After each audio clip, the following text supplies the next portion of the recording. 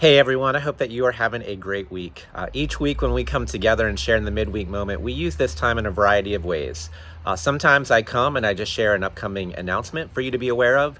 Sometimes I try to come and offer communication and information so that you can be aware of what's happening or maybe why something is happening. And sometimes you'll know that I sit down with some of our staff members just to interview them and let you get to know them a little bit better. I want to continue to invite you and ask you, please be praying for our staff members. We are so blessed with the staff that we have and so grateful for all the work and ministry they're doing. So please continue to keep them in prayer. Today, I wanted to do something a little bit different, and that is just to share a brief devotional thought of sorts with you. And that is, you are well aware at this point that we are in the changing of seasons. We've been blessed throughout the month of October just to have a lot of beautiful days, a lot of sunshine, a number of days just to enjoy the leaves changing color on the trees.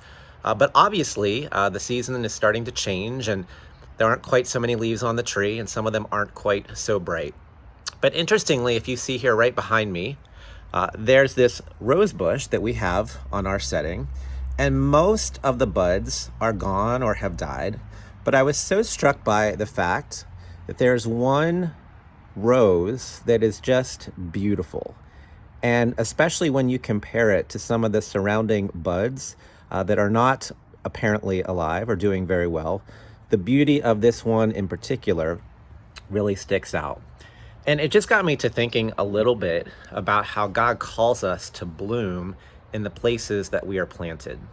And even when life is difficult or when there seems to be a lot of either death or not so good things around us, we are still called as the people of God to bloom where we are planted and to really offer the reflection of God's beauty no matter where we are, and how that can contrast with the surroundings in which we find ourselves.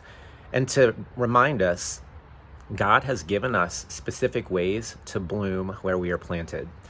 In the life of First Church, we seek to bloom by being in regular worship, whether that's in our gathered settings on Sunday morning or in our Acts network or online, but to worship regularly, to also engage in discipleship. So whether it's through our life groups or Bible study opportunities or our disciples' journey, and then also to put our hands in service to the Lord. And that can be in a whole variety of ways, whether that's through Transform in the summer, or we have Code Blue that's going to be coming up at the beginning of 2023, or working with our youth and our children, or serving at First Night. There's so many ways on a regular basis to be serving. But through our worship, through our discipleship, and through our service, those are ways in which we can engage with God so that we grow, so that we bloom as followers of Jesus Christ, and so that we can offer beauty in the world. So today, I just want to offer us that reminder. Where is it that you need to be offering yourself so that you can bloom where you are planted? Is it in more regular worship? Is it growing in discipleship? Is it offering your hands in service to the Lord?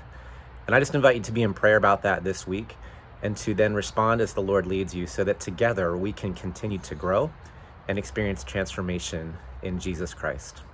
It is an absolute joy to serve with you, church, and I look forward to connecting with you soon in any of those places, in worship, in discipleship, or in service. Blessings to you all, and let us together bloom where God has planted us. Take care.